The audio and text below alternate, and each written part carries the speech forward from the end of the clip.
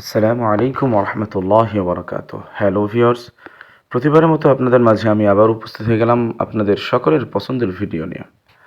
আজকের ভিডিওটি খুবই গুরুত্বপূর্ণ। তো ভিডিওটি শুরু করার আগে বলতে চাই, যারা আমার ভিডিওটি নতুন দেখছেন অবশ্যই চ্যানেলটি সাবস্ক্রাইব করবেন এবং পাশে থাকা বেল আইকনটি ক্লিক করে দেবেন, যাতে করে সবার আগে এরকম সুন্দর সুন্দর মোবাইল রিলেটেড আপনার পছন্দের ভিডিওগুলো আপনি সবার আগে পেতে পারেন। তো কথা না বাড়িয়ে চলুন শুরু করা যাক।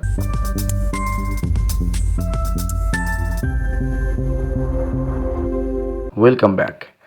তো বন্ধুরা, আজকে আপনাদের মাঝে আমি যে বিষয়টা শেয়ার করব সেটা হচ্ছে আপনার ইন্টারনেট যাদের স্লো, তারা কী কাজ করলে ইন্টারনেট স্পিডগুলো ভালো থাকবে, ইন্টারনেট খুব দ্রুতভাবে ভালোভাবে চলবে। তো প্রথম যে এক নম্বর সেটি হচ্ছে ফোন প্রবলেম। যে আপনি যে ফোনটি ইউজ করেন বা যেই ফোনটা দিয়েই আপনি নেট চালাচ্ছেন, দেখা যাচ্ছে যে কি ওই ফোনেই প্রবলেম আছে। ফোন প্রবলেমটি কেমন? যেমন আপনার ফোনটি অ্যান্টি লেভেলের ফোন, মানে কম দামি। হয়তো কম দামি হওয়ার কারণে হয়তো আমরা মনে করি কি যে একটা ফোন কিনছি, অল্প টাকায় একটা ফোন স্মার্টফোন পেয়ে গেলাম, ফোনটা কিনে নিলাম। অথচ আপনি যাচাই করলেন না যে ফোনের আপনার এই ফোনটা কি অ্যান্টি লেভেলের নাকি। এর ভিতরে আপনার স্পিড টেস্ট করতে হবে, বা স্পিড ফোনের স্পিডটা কেমন, বা ফোনের নেটওয়ার্ক আইসিটাকে পাওয়ারফুল কেমন, বা প্রসেসর স্পিডটা কত বেশি আছে, বা ফোনের র্যাম কত। এসব যদি আপনি না জাস্টিফাই না করে যদি ফোন কিনেন, অল্প টাকায় ফোন পেয়েছেন, ফোনটা কিনে নিলেন।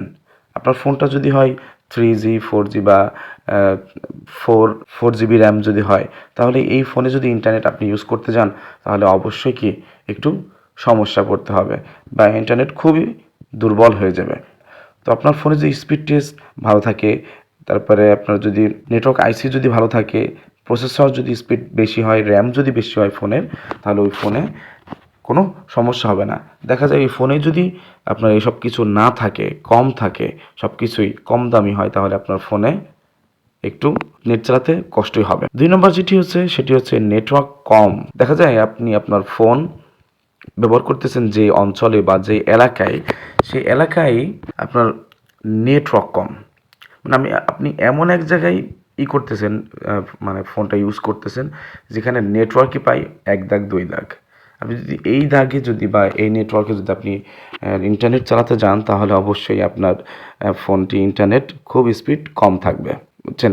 আর 3 নম্বর যেটি সেটি যাদের সিম ব্যবহার করেন, ওয়াইফাই ব্যবহার করেন, যাদের বাসায় ওয়াইফাই থাকার পরেও স্পিড কম, তাদের হয়তো এই একটা সমস্যা হতে পারে যে আপনার রাউটার কিনছেন কিন্তু রাউটারটার দাম কম।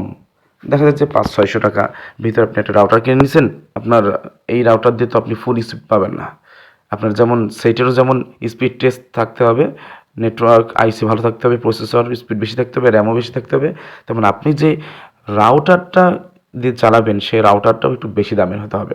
কারণ যেইটার দাম বেশি অবশ্যই বুঝে নিতে হবে সেটার ভিতরে কি তার মাল মশলাও বেশি। তো বন্ধুরা, আপনাদের কাছে তুলে ধরলাম যে কি কি কারণে ফোনের স্পিড কমে যায়, বা ফোনে স্পিড নেট চালাতে পারেন না। ইন্টারনেট চালাতে গেলে আপনার কি স্পিড খুব দুর্বল হয়ে পড়ে। তা যে কাজটিগুলো বললাম এইগুলো কাজ করবেন, যদি এই 3টে কাজ যদি আপনি করেন, তাহলে আপনার ফোনের ইন্টারনেট স্পিড খুব দ্রুত চলবে। আর 3টা কথা বলবো, সেটা আপনারা করে নিতে পারেন। সেটা হলো যে আপনি কখনোই ইন্টারনেট স্পিড বাড়ানোর জন্য অ্যাপস ডাউনলোড করবেন না।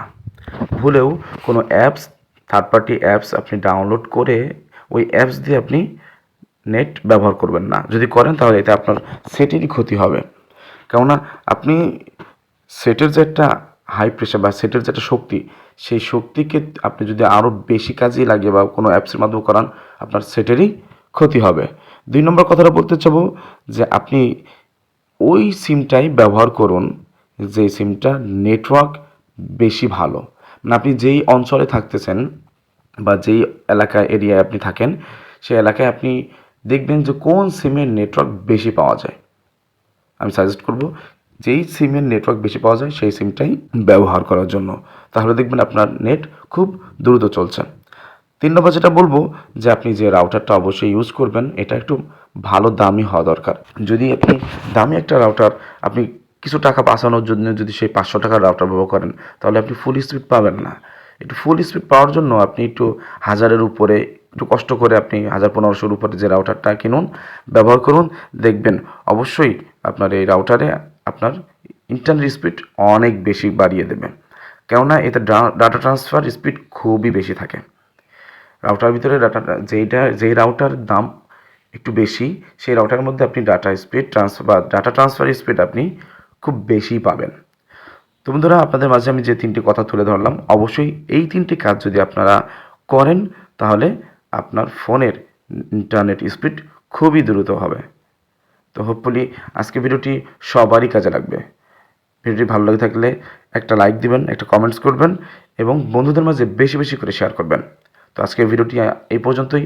পরবর্তীতে নতুন কোনো ভিডিও নিয়ে আপনাদের মাঝে আমি উপস্থিত হব। সেই পর্যন্ত সকলেই সুস্থ থাকবেন, ভালো থাকবেন।